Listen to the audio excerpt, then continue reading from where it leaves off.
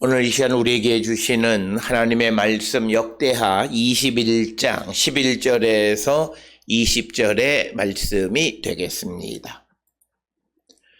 역대하 21장 11절에서 20절에 있는 말씀 한 목소리로 합독하시겠습니다. 여호람이 또 유다 여러 산에 산당을 세워 예루살렘 주민으로 음행하게 하고 또 유다를 미혹하게 하였으므로 선지자 엘리야가 여호람에게 글을 보내어 이르되 왕의 조상 다윗의 하나님 여호와께서 이같이 말씀하시기를 내가 내 아비 여호사밧의 길과 유다 왕 아사의 길로 행하지 아니하고 오직 이스라엘 왕들의 길로 행하여 유다와 예루살렘 주민들이 음행하게 하기를 아합의 집이 음행하듯 하며 또 내 아비 집에서 너보다 작은 아우들을 죽였으니 여호와가 내 백성과 내 자녀들과 내 아내들과 내 모든 재물을 큰 재앙으로 치시리라. 또 너는 창자의 중병이 들고 그 병이 날로 중하여 창자가 빠져나오리라 하셨다 하였더라.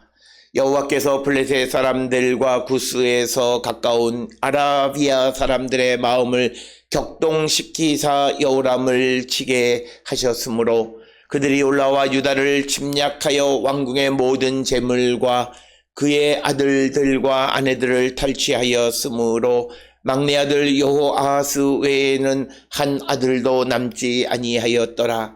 이 모든 일 후에 여호와께서 여호람을 치사 능히 고치지 못할 병이 그 창자에 들게 하셨으므로 여러 날 후 2년 만에 그의 창자가 그 병으로 말미암아 빠져나오매 그가 심한 병으로 죽으니 백성이 그들의 조상들에게 분향하던 것 같이 그에게 분향하지 아니하였으며 여호람이 32세에 즉위하고 예루살렘에서 8년 동안 다스리다가 아끼는 자 없이 세상을 떠났으며 무리가 그를 다윗성에 장사하였으나 열왕의 묘실에 두지 아니하였더라. 아멘.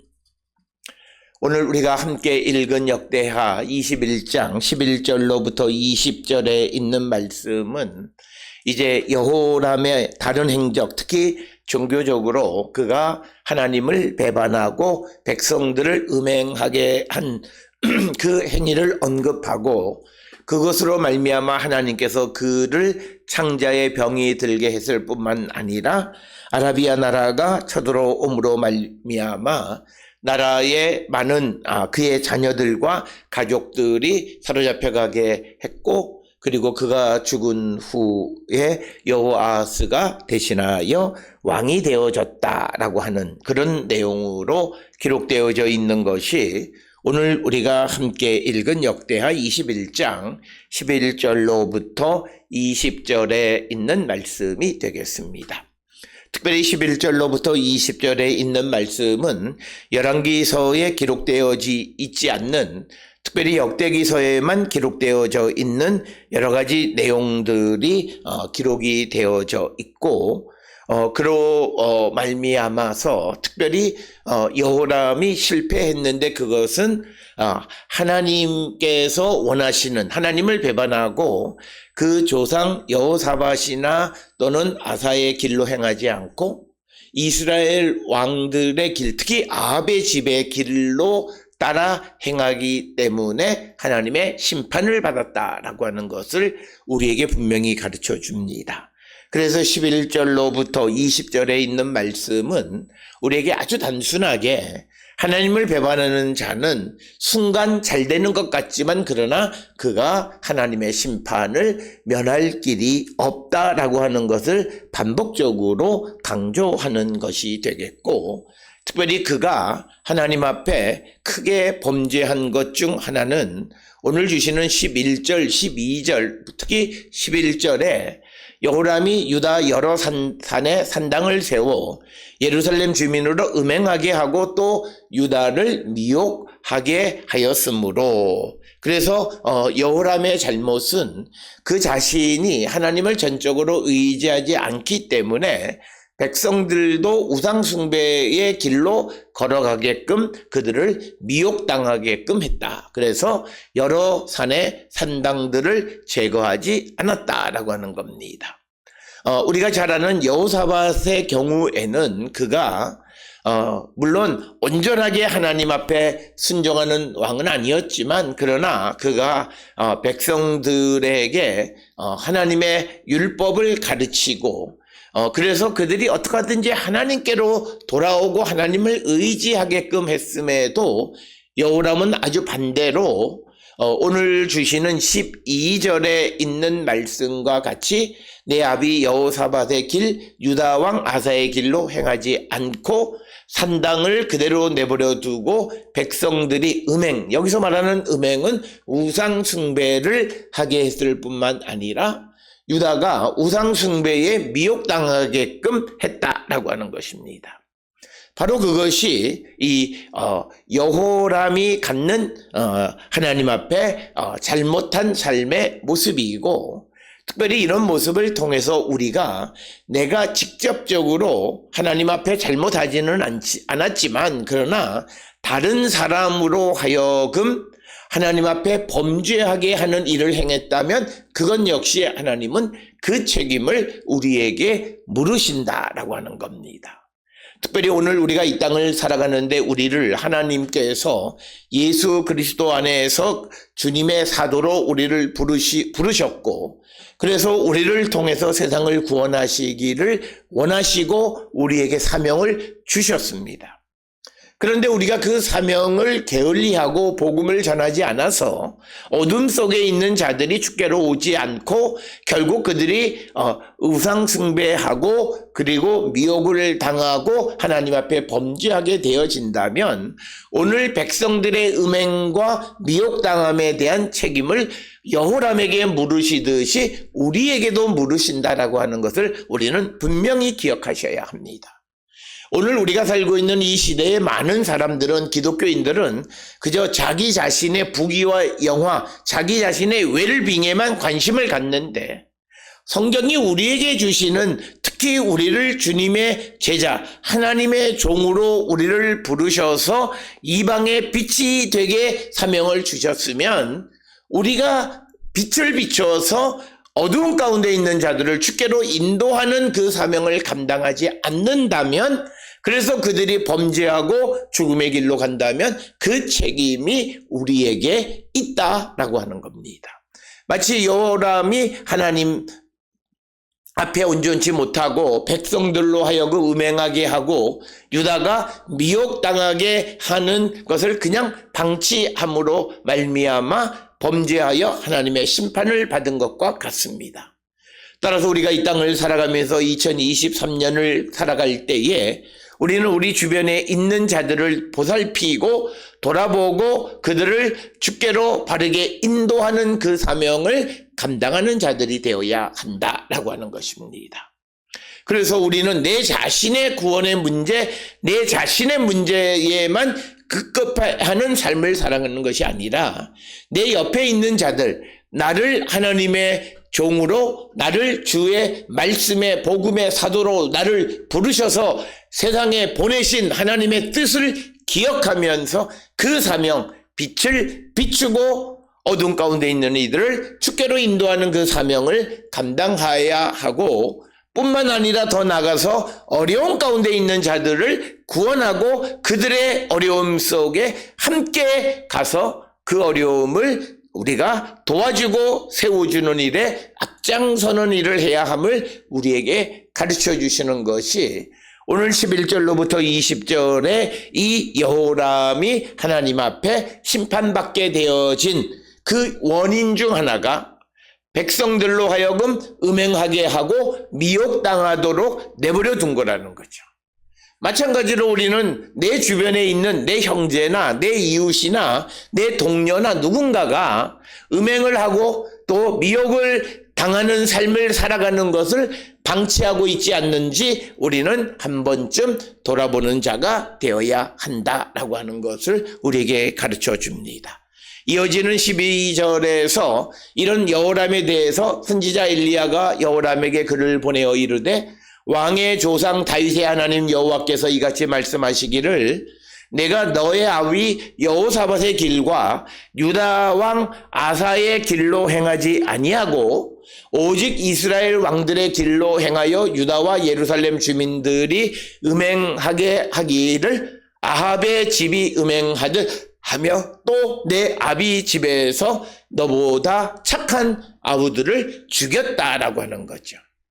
그러니까 오늘 주시는 12절, 13절에서 중요한 것은 하나님의 길을 따라가지 아니하고 세상의 길을 따라가는 그 여호람에 대한 질책의 말씀을 엘리야를 통해서 주셨지만 그 말을 듣지 않는 거예요. 오늘 우리가 살고 있는 이 시대에 우리가 그 세상을 따라가는 길, 그 말을 들으면서 하나님을 따라가는 길을 듣지 않아요. 그러니까 그들이 당장은 잘 사는 것 같아요. 당장은 아무런 일이 없는 것 같아요. 그러나 그들은 마지막 하나님의 심판을 피할 수 없다라고 하는 것을 우리에게 분명히 가르쳐줘요. 특별히 여호람인 경우에는 그가 그 아버지 여호사밧과 아합이 자기를 여호람을 그 아합의 딸인 아달랴와 결혼을 시켜서 이방 결혼을 시켜서 그가 자연스럽게 자기의 장인에 해당하는 그 아합의 집의 그 악한 길을 하나님을 미워하고 악을 행하는 길을 따라 살았다는 거예요. 그렇기 때문에 오늘 우리가 살고 있는 이 시대에도 믿음 안에 있는 사람들과의 혼인을 해야 되는 이유 중 하나는 이 세상에 믿음을 갖지 않는 자 중에 선한 자는 아무도 없어요. 그렇기 때문에 지금 당장은 아무렇지 않은 것 같지만 그는 악을 본받게 되어지고 결국 하나님의 심판의 대상이 되는 거예요. 우리가 이게 믿음 아닌 사람들의 말을 저 사람은 교회를 다니지 않지만 참 착하다. 그는 착하지가 않아요. 그가 착한 것도 자기를 위한 착함이에요. 이기적인 거예요. 그래서 어떤 결정적 순간 그런 위기적 상황이 등장하면 자기 자신만을 위해서 일하게 되어진다는 거예요. 그래서 우리가 이 땅을 살아갈 때마다 우리는 하나님의 길을 따라가는 자가 되어야지 세상의 길을 따라 살아가면서 우리가 보이지 않게 악을 행하며 살아간다면 우리는 하나님의 심판을 우리가 피할 길이 없다라고 하는 것이고, 그런 삶을 살아가는 자들이 마치 엘리야가 여호람에게 충고하듯이 여호와의 길을 걸어가라. 너의 조상 여호사밧과 유다 왕 아사 왕의 길로 행하라고 권면하지만 그 말을 듣지 않고 자기가 지금 육신의 관계 속에 있는 아합의 집의 길을 걸어서 우상 숭배하게 한다는 거죠. 결국 그래서 14절에서 말씀하시는 것은 재앙으로, 큰 재앙으로 치시리라. 우리가 오늘날 이 땅을 살아가면서 우리에게 어떤 고난이 임하는 것이 여러 가지 이유가 있지만 그 고난 중에 하나가 바로 우리가 하나님의 말씀을 듣지 않은 하나님의 심판 가운데 하나이다라고 하는 거예요. 그래서 오늘 주시는 14절에서는 분명히 이야기해요.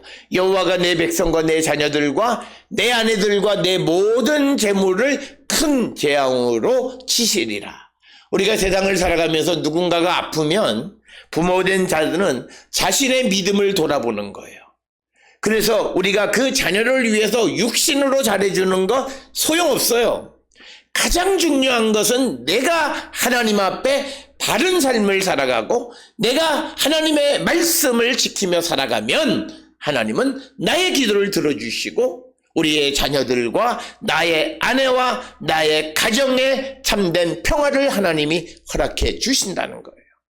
그러나 그가 하나님의 말씀을 듣지 않고 세상 사람이 가는 길을 살짝 속이면서 그 길을 따라가고 육신의 즐거움 속에 살아가는 삶을 살면서 자기가 음행하고 나쁜 짓을 하고 하나님 미워하는 일을 하면서도 무엇이 잘못됐는가를 돌아보지 못하는 자들은 결국 그가 자기는 아무것도 하지 않았지만 하나님의 재앙을 불러오는 원인이 되어진다는 사실, 이 사실을 꼭 기억을 하셔서 우리는 하나님의 길로 걸어가야 합니다. 지난 두세 주 동안 열심히 말씀드렸던 것, 2023년에 우리가 복된 한 해가 되는 것 간단해요. 하나님의 길로 걸어가십시오.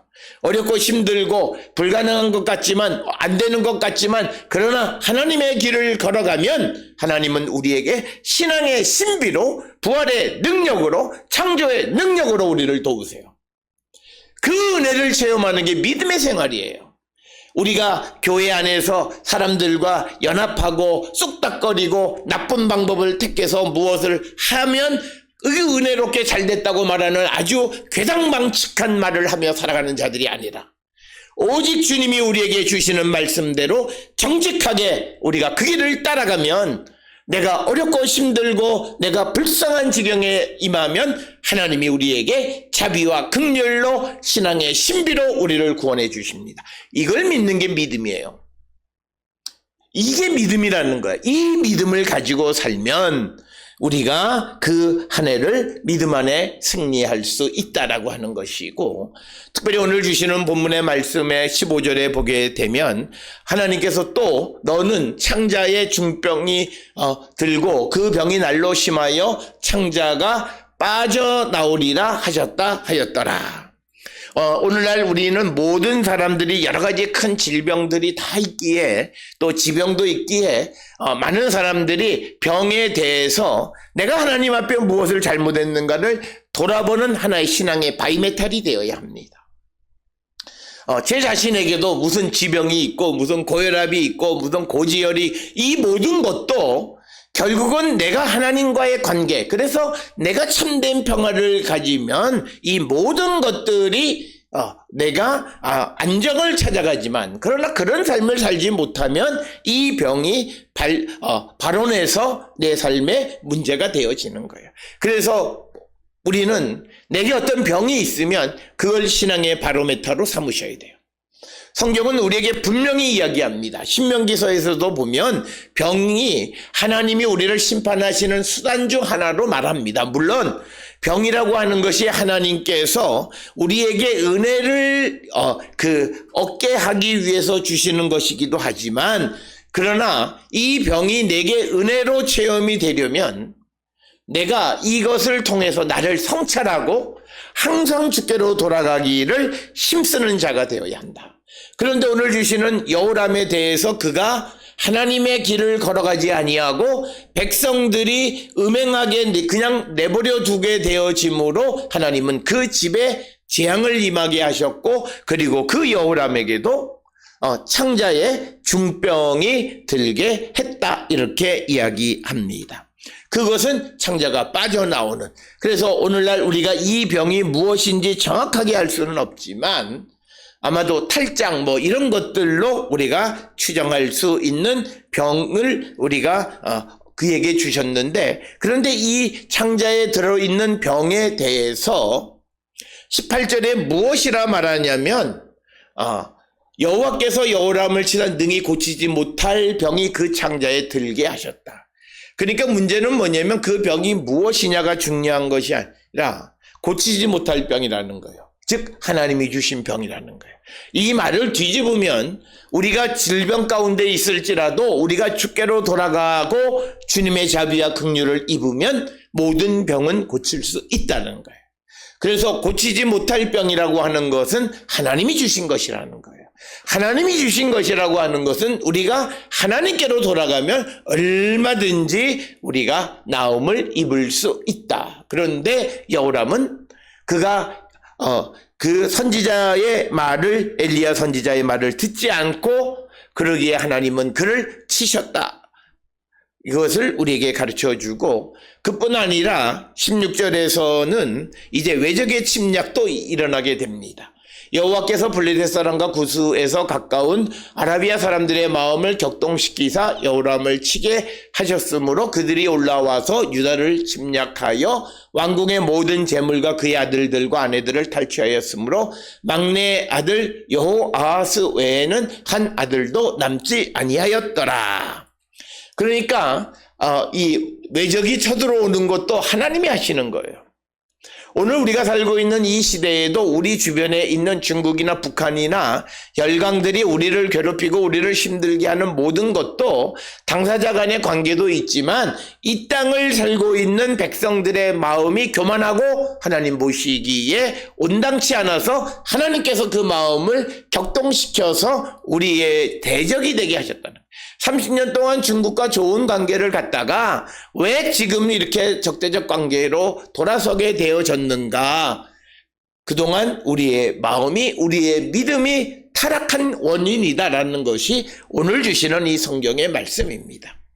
오늘 우리가 살고 있는 이 시대에 모든 그리스도인들의 교만하고 잘못된 마음은 이런 성경의 말씀을 들으려 하지 않아요. 그냥 이 모든 것의 원인을 국제 정세로 돌려버려요. 그래서 결국 자기의 잘못은 아무것도 없다는 거예요. 그 교만함이 결국은 그 나라를 망하게 하고 그 가정을 망하게 하고 그리고 자기 자신이 죽게 되어진다라고 하는 거예요. 오늘 주시는 본문에서 분명하게 말씀하시는 것은 16절에 여호와께서 블레셋 사람과 구스에 가까운 아라비아 사람들의 마음을 그들의 마음을 움직이신 것은 하나님이시다. 왜? 그들이 깨닫지 못하기 때문에. 그래서 우리에게 여러 가지 상황적으로 어려움이 닥쳐오는 것은 여러 가지로 우리가 하나님 앞에 온전치 못했기 때문이에요. 특별히 우리가 어떤 교회들이 교회를 증축하면서 경제적으로 굉장히 어려워지고 상황이 어려워지고 막 그래요. 그건 단지 경제적 원인만이 아니에요. 특별히 우리가 하나님 앞에 무엇이 부족한가를 돌아보고 회개하는 것이 필요하다는 거예요. 하나님께서 그 어려움을 주시는 것은 돌아오게 하기 위한 건데 그걸 보지 못해요. 다 외부적 원인을 따라요. 국제정세가 금리가 올라가고 무슨 원자재 파동이 일어나고 여러 가지 그 이유를 밖에서 찾으니까 나는 아무렇지 않아요. 나는 온당해요. 그러니까 회개가 없고 주께로 돌아가지 않으니까 결국 그로 말미암아 어려움을 겪게 되어진다라고 하는 것입니다. 오늘 우리에게 주시는 이 말씀은 결국은 여호람이 하나님의 길로 걸어가지 않고 또 그 길을 걸어가라고 하는 엘리야의 조언도 듣지 않고 그냥 자기의 육신과의 관계 속에서 자기가 그 길을 걸어가고 하나님을 미워하고 또 하나님이 싫어하는 악을 행하는 자들의 길을 따라가요. 오늘 우리가 살고 있는 이 시대에 예수를 믿는다고 하면서도 세상 사람들이 잘 되는 것을 보고 세상을 부러워하고 세상의 길을 걸어가려고 해요. 그는 죽어요. 그는 망해요. 이게 복음이에요. 물론 당장 안 하는 것은 주님이 기다리는 거예요. 언젠간 네가 돌아오라. 그런데 자기가 죽을 때까지 그걸 경험하지 못할 수는 있어요. 그런데 오늘 주시는 말씀에서 우리가 기억해야 되는 것은 여호람 혼자만의 문제가 아니에요. 그의 아들들 중에서 여호아스 이외에 한 사람도 남지 않고 전부 다 잡혀가게 되고 그리고 많은 백성들이 고난을 당하게 된다는 거예요. 그러니까 자기는 어느 기간 살다가 죽으면 그만이에요. 그러나 그 후손들에게 이 재앙의 그림자를 그대로 남겨준다라고 하는 거예요. 그렇기 때문에 오늘 우리가 이 시간 내가 살아가는 삶에서 하나님을 배반하지 않고 하나님의 말씀 가운데 살아가기를 결단할 때 하나님 우리를 도우시고 우리에게 믿음 신앙의 신비를 통해서 우리를 구원하시고 우리를 광명의 길로 인도해 주시고 은혜와 복이 넘치는 거룩한 성도가 되게 하신다라고 하는 겁니다. 오늘 주시는 본문의 말씀을 통해서 우리도 우리의 믿음을 한 번쯤 돌아보는 자가 되어야 합니다. 그래서 오늘 주시는 19절에 보면 그 여호람이 죽게 되어집니다. 탈장이 되어서 죽였는데 그런데 백성들이 그에게 분향하지 않았다라고 하는 거예요. 그러니까 아무도 그의 죽음을 슬퍼하지 않았다는 거예요. 그리고 20절에 보면 여호람이 32세에 즉위하여 예루살렘에서 8년 동안 다스리다가 아끼는 자 없이 세상을 떠났다라고 하는 겁니다. 그가 죽는 것을 슬프게 여기는 자가 없었다는 거예요.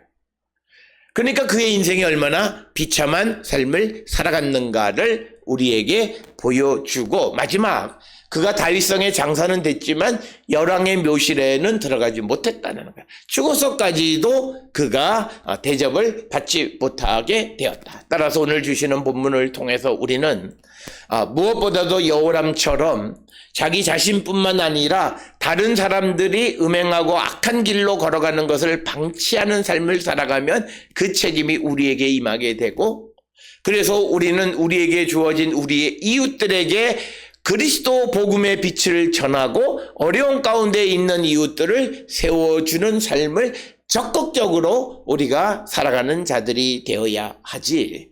그렇지 않는다면 우리에게는 내 자신뿐만 아니라 우리 주변의 많은 사람들에게 질병이 나타나게 되어진다라고 하는 거예요. 그것을 통해서 하나님은 깨닫기를 원하신다는 거예요. 목회자들이 제일 힘든 것 중 하나는 그 교회 안에 다른 성도들이 아프고 그러면 목회자는 내가 하나님 앞에 무엇을 또 내가 더 부족한 것이 있어서 성도가 고생한다라고 하는 그 애틋한 마음이 생겨나고, 그래서 더 기도하게 되고 더 마음이 가게 되어지는 거예요. 마찬가지로 우리도 우리 주변에 누군가가 아픈 이가 생기고 어려운 일들을 겪는 일들이 생기면 행여나 그것이 나 때문은 아닌가를 성찰하고 더 주께로 돌아가기를 힘쓰는 우리 모든 성도들이 될 수 있기를 주의 이름으로 축원합니다.